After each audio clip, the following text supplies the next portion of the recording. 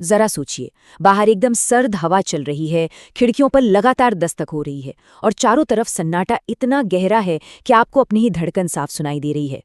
माहौल बन गया ना? मातृभारती की डरावनी कहानियों के इस विश्लेषण में आपका स्वागत है। आज हम हिंदी साहित्य के उन अंधेरे कोनों में गोता लगाने वाले हैं जहां परछाइयां अचानक लंबी हो जाती हैं और सन्नाटा बहुत कुछ कह जाता है। हाथों में एक ऐसी किताब जो आपको खौफ और सस्पेंस की एक अलग ही दुनिया में खींच ले जाए। लेकिन देखिए, आज की हमारी ये चर्चा सिर्फ डरने के बारे में बिल्कुल नहीं है, बल्कि हम उस डर के पीछे छिपे खौफनाक आकर्षण को समझने की कोशिश करेंगे।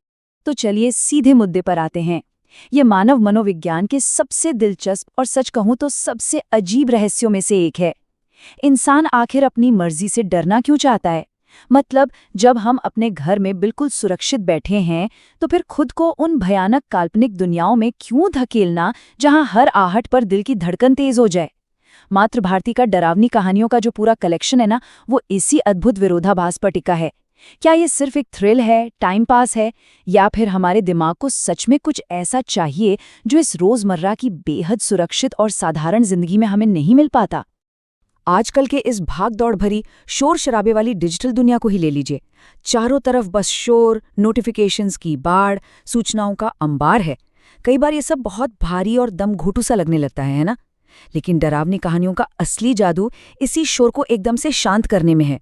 इन कहानियों का असली मूल्य हमारे दिमाग और आत्मा को इस हद तक समृद्ध करने में है कि बाहरी दुनिया का वो सारा कोलाहल पल भर में मिट जाता है।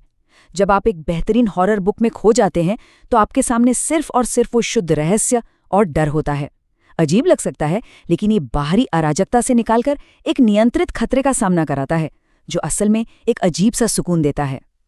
अब मातृभारती का ये जो पूरा यूनिवर्स है, वो केवल भूतों, आत्माओं और पुरानी हवेलियों तक ही सीमित नहीं है। इस खौफनाक दुनिया के आसपास कुछ बेहद बेचैन करने वाले पड़ोसी भी मौजूद हैं, जैसे कि क्राइम स्टोरीज जो इंसानी बुराई की सबसे गहरी खाइयों को नापती हैं, आध्यात्मिक कहानियां जो अनदेखी दुनिया के रहस्य खोलती हैं, थ्रिलर्स जो हर अगले पन्ने पर आपकी सांसें रोक देते हैं, और साइंस फिक्शन से जुड़े भविष्य के वो अज्ञात खतरे। ये सारी विधाएं मिलकर एक ऐसा माहौल तैयार करती हैं जहां बिल्कुल अकल्पनीय चीजें भी एकदम सच लगने लगती हैं। और हमारी डरावनी कहानियां इसी पूरे रहस्यमयी ढांचे का एक बहुत ही अहम और रोमांचक हिस्सा हैं। पता है, इस पूरी बात में जो सबसे दिलचस्प पहलू है वो क्या है? वो ये कि डरावनी कहानियां सिर्फ आपको डराने या सिहरन पैदा करने के लिए नहीं होती हैं। दरअसल वे अज्ञात के लिए एक खिड़की का काम करती हैं, एक पोर्टल की तरह। जब आप इस खिड़की से झांकते हैं तो आपका सामना अलग अलग दुनियाओं, संस्कृतियों और खौफनाक विचारों से होता है। यहाँ लड़ाई सिर्फ किसी भूत या राक्षस से नहीं हो रही होती, बल्कि सामना अज्ञात से, मृत्यु से और हमारे अपने सबसे गहरे मनोवैज्ञानिक डरों से होता है। ये खिड़की हमें ऐसी इंसाइट्स देती हैं जो इंसानों को मानसिक और भावनात्मक रूप से विकसित होने में मदद करती हैं, अंधेरे में देखने और उससे कुछ नया सीखने की ताकत।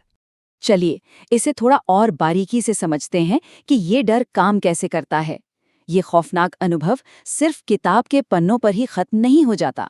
ये अंधकार से ऊपर उठने की एक पूरी मनोवैज्ञानिक यात्रा है। सबसे पहले ये हमारी सोई हुई कल्पना को स्पार्क करता है। फिर जब कहानी के पात्र अजीबोगरीब और खतरनाक परिस्थितियों में फंसते हैं तो ये हमारी क्रिटिकल थिंकिंग को जगाता है। हम सोचने लगते हैं कि अगर मैं यहाँ होता तो बचने का रास्ता क्या होता।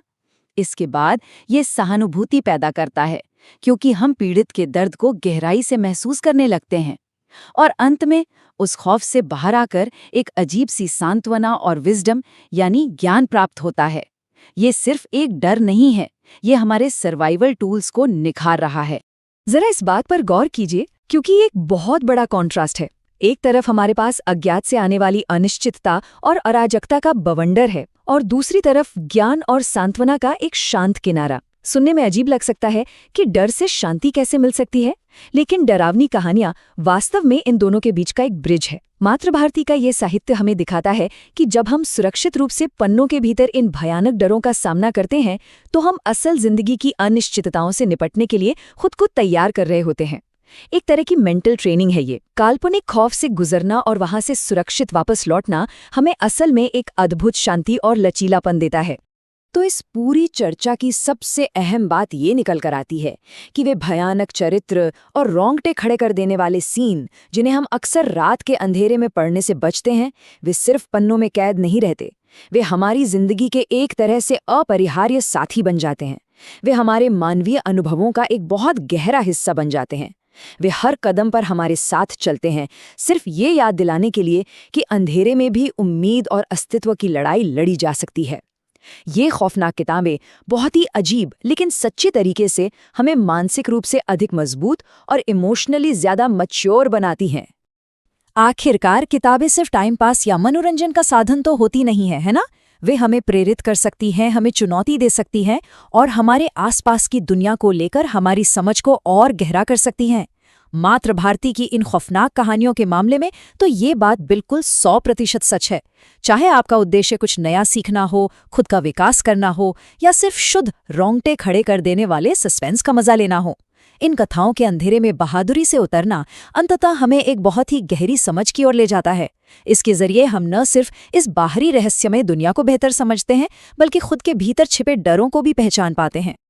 और अब जब हम इस खौफनाक सफर के बिल्कुल आखिर में आ गए हैं, मातृभारती की इन रहस्यमयी और डरावनी कहानियों की दुनिया इतनी विशाल और गहरी है कि इसके हर पन्ने पर एक नया सस्पेंस आपका इंतजार कर रहा है। बस एक विचार के साथ आपको छोड़े जाते हैं। जब आज रात बत्तियां बुझेंगी और कमरे में सन्नाटा छा जाएगा, तो कौन सी परछाई आपकी अगली साथी बनेगी?